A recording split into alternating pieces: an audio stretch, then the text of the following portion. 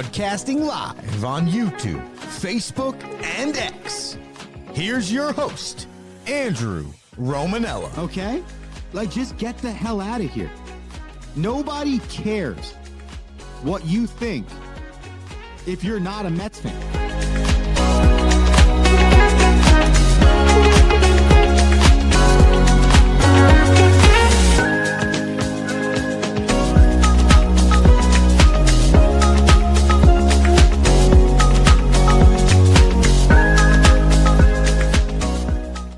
Going on, everybody? Welcome into another edition of the Rome Show here on 12ouncesports.com, broadcasting live on YouTube and X. I'm your host, Andrew Romanella. I got you for the next 30 or so, and we got a jam-packed show for the people here on September 9th. We got to talk Monday Night Football. Crazy game last night. Another fourth quarter comeback, this time by the Vikings over the Chicago Bears. We got some Tuesday top stories for the people, both in the National Football League and in Major League Baseball. Some injuries, a wild card report heading down the line during baseball season, and some wild stats. I know on Monday, we Monday morning quarterback, and we try and go through all of the games and give you some information on what's gone on over the weekend in the National Football League. Well, I got some crazy statistics for you from that wild Buffalo Bills comeback against the Baltimore Ravens in the fourth quarter. So all of that and so much to do here on a Tuesday. If you want to get in on the action, the website to go to is youtube.com/the Romanellas. That's youtube.com/the Romanellas, or head to Twitter X and go to the Rome Show 1 Twitter X. That's the Rome Show 1. And in those two locations, it'll make your life significantly easier. And if you want to give us your thoughts, you can comment live on the show. All right, let's get this thing started here with some Tuesday top stories, starting with the National Football League. Here we go. All right, Tuesday top stories here, starting with the San Francisco 49ers. Banged up are the Bay Area's 49ers. Star tight end George Kittle is out multiple weeks with a hamstring injury. He left their game one victory over the Seattle Seahawks early due to that hamstring injury. Usually the traditional timetable on the hammy is 2 to 4 weeks. So at a minimum, you probably don't expect to see Kittle back until week 3, the earliest, but really probably week 4, the earliest. And you're looking at a window of between week 4 and week 8. I mean, when it's a hamstring, it's really nothing to deal with. That is, in my opinion, on the lower half of the body, I think the hamstring is arguably the worst muscle to mess up. And I think it takes the longest amount of time to come back from. So George Kittle out a few weeks minimum for the San Francisco 49ers. And on top of that, questionable is Brock Purdy for the Niners this coming weekend. If you were wondering who the hell the backup quarterback is for the San Francisco 49ers, that would be Mac Jones, former first-round pick by the New England Patriots. Has brought a team to a playoff before, has started, I think, over like 25 or 30 games in his career. So when you're ranking backups, you would probably actually say that Mac Jones is one of the better backups in the league because of how much starting experience he has. Brock Purdy's been in the league since 2022. And though he hasn't missed an inordinate amount of games, it's not like we're talking another Jimmy Garoppolo here when he was the San Francisco 49ers quarterback. That's not the case at all. But Brock Purdy has dealt with having Tommy John surgery after the end of the 2022 season, has dealt with both a toe and a shoulder injury, and seems to be a quarterback that maybe isn't always on the injury report out of the game not playing this weekend, but seems to be somebody that always finds himself on the injury report. So Brock Purdy, questionable for the Niners this coming weekend. Mac Jones, again, would be the starter for the Niners if that happened. If I'm a 49ers fan, I am hoping that that is not the case. Jags, they make a trade to the Eagles. And if that sounds familiar, it's because the Philadelphia Eagles have made five now trades since the middle of August, trying to finalize even to this late of a point of the season, already a week into week 2, still making trades for the Eagles. They want another championship. They've made backup quarterback moves. They've made outside defensive moves. Now they've made a running back move. They have traded for Tank Bigsby of the Jacksonville Jaguars. Bigsby will go to the Eagles in exchange for a 5th and a 6th round pick in 2026. Bigsby garnered, I guess, rushed for, gained, because I think there's receiving yards in that as well. 2 terrible adjectives to get to the right one. Gained over 750 yards last year and a few tutties for the Jags. He's going to be brought over to the Philadelphia Eagles as a primary return man, as the Eagles are 3 deep, starting with Saquon Barkley in their running back room. We continue with your Tuesday top headlines here on The Rome Show. Remember, you're listening to The Rome Show here on the Romanellas on YouTube and The Rome Show 1 on Twitter X. Be sure to subscribe and follow, share with a friend. The fan that touched Lamar Jackson is not a friend of the NFL or the Buffalo Bills anymore. If you did not see this over the weekend, do yourself a quick 12 to 15 second research and watch this video, as a fan felt so inclined to reach his hands over the bleachers after a Ravens touchdown and put his hands on the player before and then Lamar Jackson's helmet. Lamar Jackson's response to this being touched was shoving the fan back into his seat, as he should. Well, the NFL has now come out along with the Buffalo Bills. The Bills, they banned the fan for life from their stadium. The NFL banned this fan from all 32 stadiums in the National Football League. And it begs the question, okay, because I saw another spitting incident over the weekend, and I've seen other stupid fan incidents. Like, I don't know if you saw the story about the lady in Philadelphia that thought the foul ball should have been hers, went over to the dad who gave the foul ball to the son, and then demanded the foul ball back. And now there's all this national backlash on this lady being an idiot. I just don't understand where fans get off acting this way. Okay. Now, the lady in Philadelphia isn't even as close to as bad as this guy in Baltimore that thinks he can touch the players. And this is a long line of history in professional sports where fans pay money to go to a sporting event. Therefore, they believe they're entitled to something.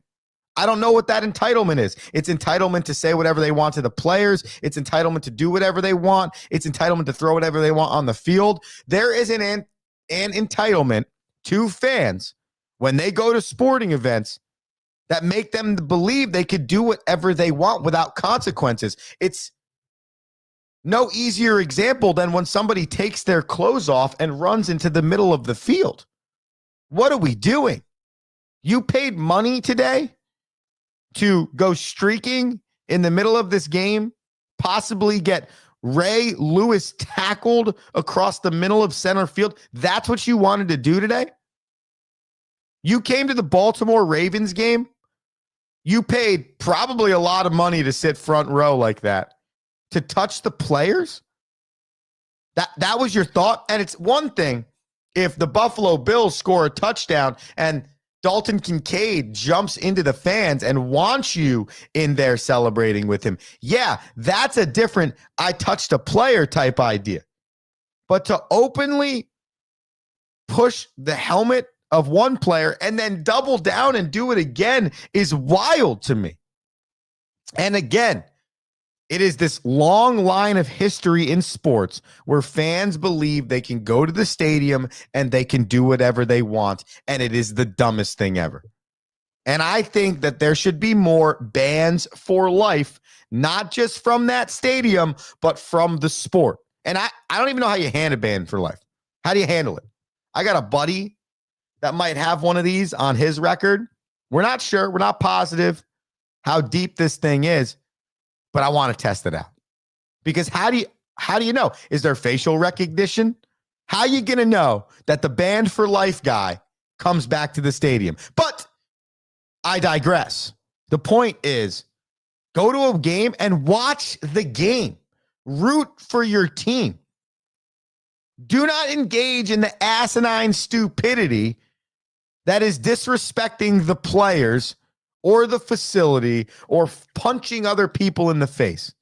If there is a pet peeve that I have in this world, one of a few, this is one of them. Fans acting like losers at sporting events. No other way to put it. Good on the NFL for banning this guy. And I hope this is the start of the end of the videos you watch and the stupidity you see at sports games. And by the way, to the lady in Philadelphia, just because a foul ball lands in the area of your seat does not mean the foul ball is yours. It is a foul ball that is open to the public. So if you can't get your gritty little paws on it quick enough so that dad comes over here and snatches it for his boy, that's on you. That's on you. You don't deserve anything because the foul ball landed in your area. Fans are wild. Let's continue. Speaking of Major League Baseball, another top story for the people. You're probably watching Monday Night Football, which we'll break down in about 4 minutes here after the commercial break. Stay with us here on The Rome Show. The Cleveland Guardians starting pitcher Slade Cecconi took a no-hitter into the 8th inning yesterday in the Cleveland Guardians 10-2 victory over the Kansas City Royals. Cecconi gave up the no-hit bid with 6 outs remaining in the contest to the Kansas City Royals' Michael Massey, who hit a single.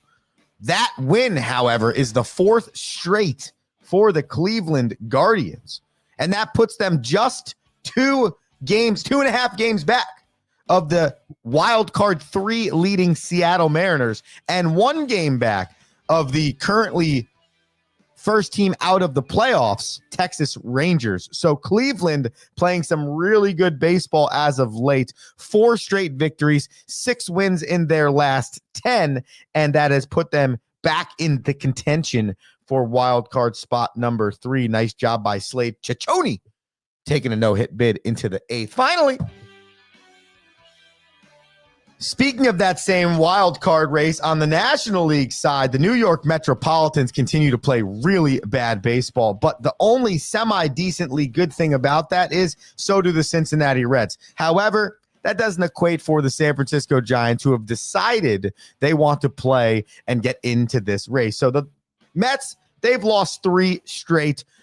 They've only won 4 games in their last 10. The Reds, they've lost 2 of their last 3, only won 4 in their last 10. But the Giants, however, have 7 victories in their last 10 contests and now sit only 3 games back of the Metropolitans for that final wild card spot in the National League. This has been a long, drawn-out process for the Metropolitans to get into the postseason with roughly 16 left. I'm not going to lie. I thought San Francisco was dead to rights after the Rafael Devers trade and how bad they played, but they aren't. They have 2 series left with Arizona and currently 1 they're playing right now, 2 left with the Dodgers, encompassing 7 total games, and then 6 total combined between the Cardinals and the Rockies. So not a recklessly hard schedule for the Giants once you get through 2 left with the Dodgers. When you look at the Metropolitans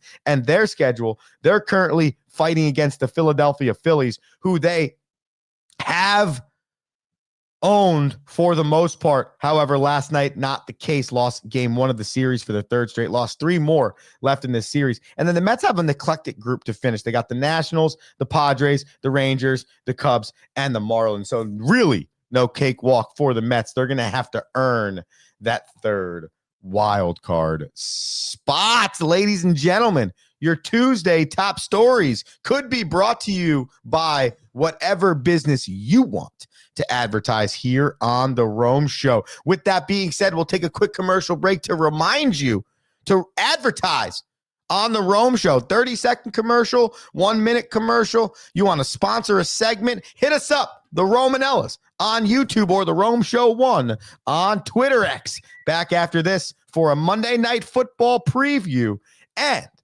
some wild stats. Stay with us.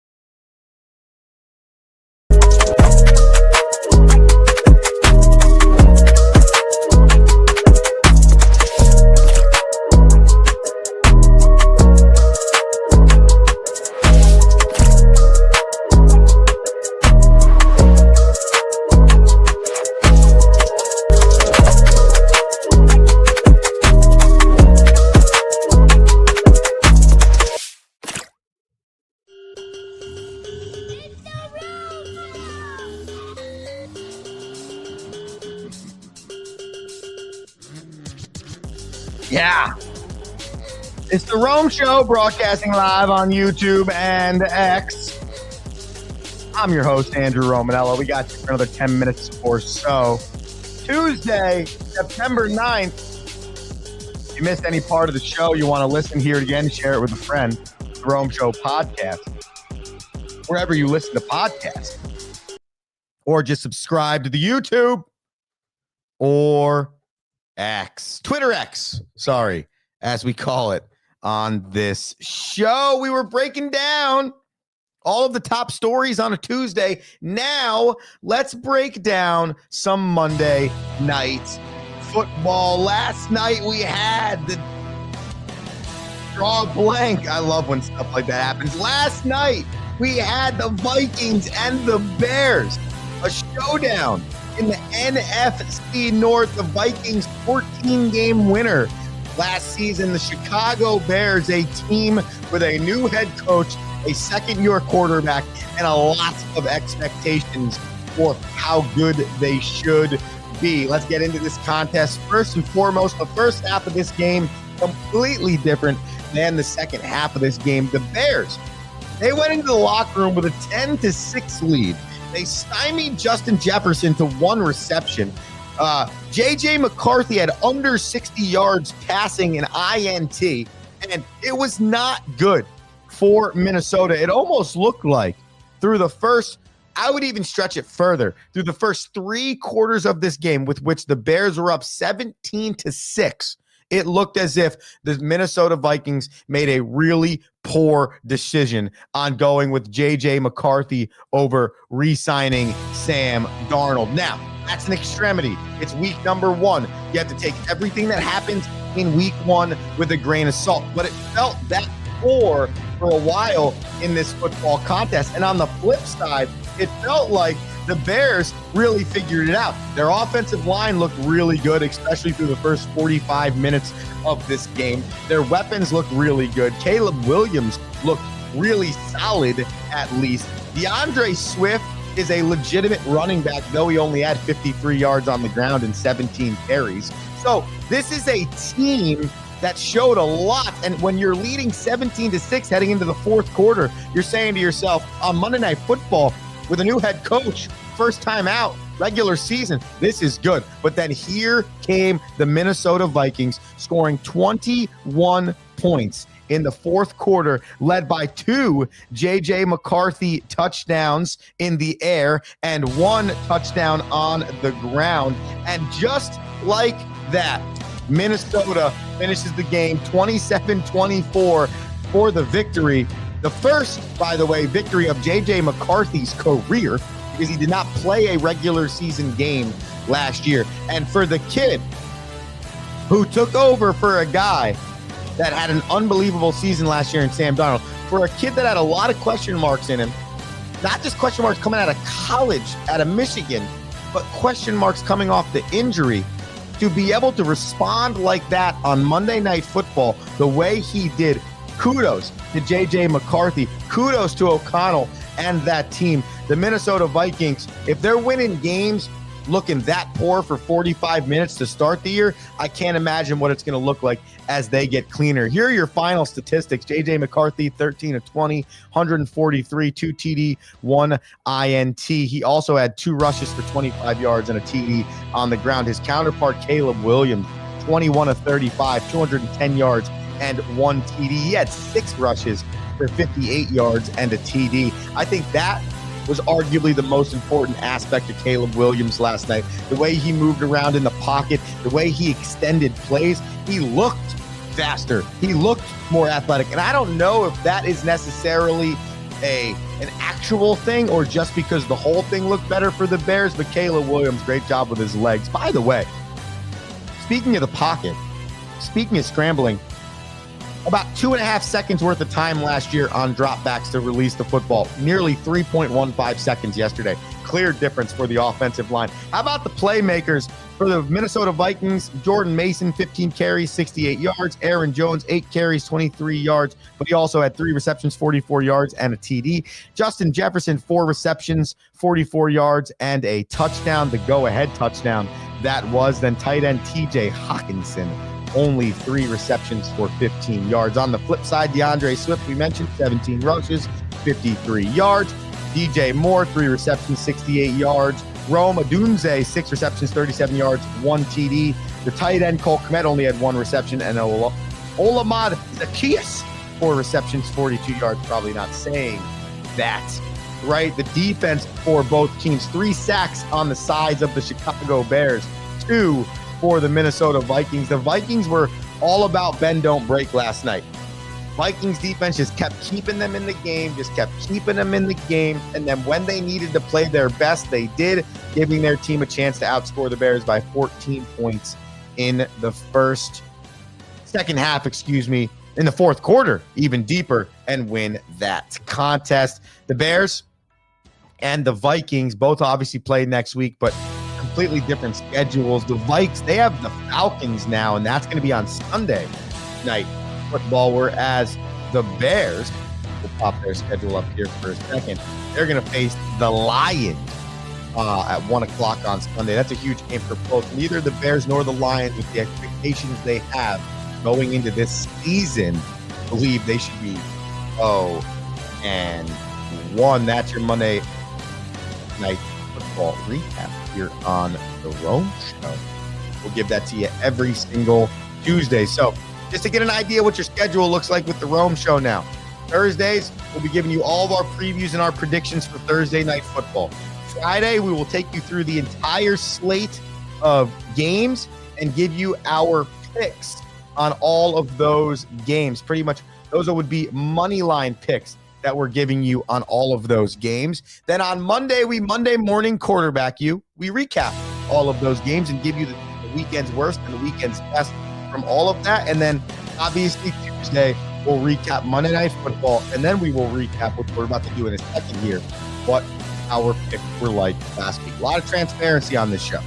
Even if we had a bad week with the bananas, we still let the people know. But quickly before we do that, I found these statistics yesterday, and I had to bring them up because I thought it was wild. The Buffalo Bills They did some improbable things the other day versus the Baltimore Ravens, down 40-25, roughly 4 minutes remaining in the contest. They found a way to win. So how about some of these stats on the historic comeback for the Bills? Statistic number one. The Bills, teams in general in the National Football League history that were down by 15 or more points with 5 or less minutes to go were 0-717 until the Buffalo Bills came back and beat the Baltimore Ravens the other day. Wrong button. Josh Allen threw for 251 yards in the fourth quarter alone versus the Ravens the other day, of his 394 total yards. That 251 in one quarter is the most in a single quarter for a QB in the last 35 seasons. Finally, the Ravens, they were perfect when scoring 40-plus points and rushing for 235-plus yards in their history in the National Football League. That record was 277-0. Well, thanks to that Buffalo Bills loss, the Ravens are now 277-1 in games where they rush for 235 or more and score 40 or more points. Your crazy statistics here on a Tuesday to lead you to arguably our favorite segment of the day, the week, depending on where we're at. That would be your Daily Banana.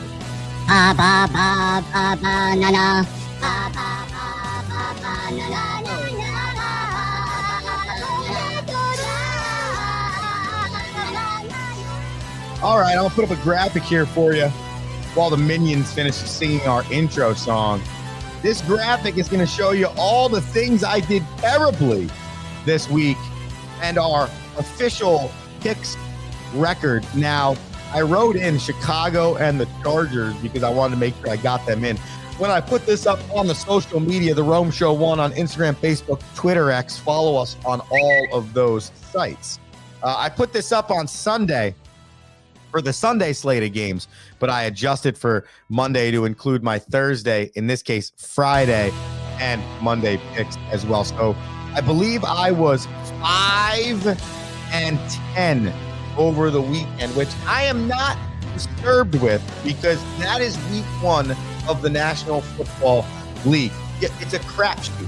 In my survivor pool, I allow people to repick the same team from week 1, week 2. Then I stop allowing you to do that because I just think week 1 in the National Football League is such a crapshoot when it comes to finances and the bananas. There's no real anything to hang your hat on. And for me, that means I want to stay away from it. So 5-10 week 1 does not deter me from what my actions will be in week 2. And I'm equally as excited to put some bananas on the people's bushel. Appreciate everybody tuning into this Rome Show on a Tuesday, September 9th. Be sure to subscribe to the YouTubes, the Romanella, or subscribe, like, follow, whatever terminology you want to use on Twitter at the Rome Show 1, so you can watch every show live when every show goes live. I'm Andrew Romanella. I'm back tomorrow morning at 7:05 a.m. Until then, you have an electric day. Peace. Thank you for listening.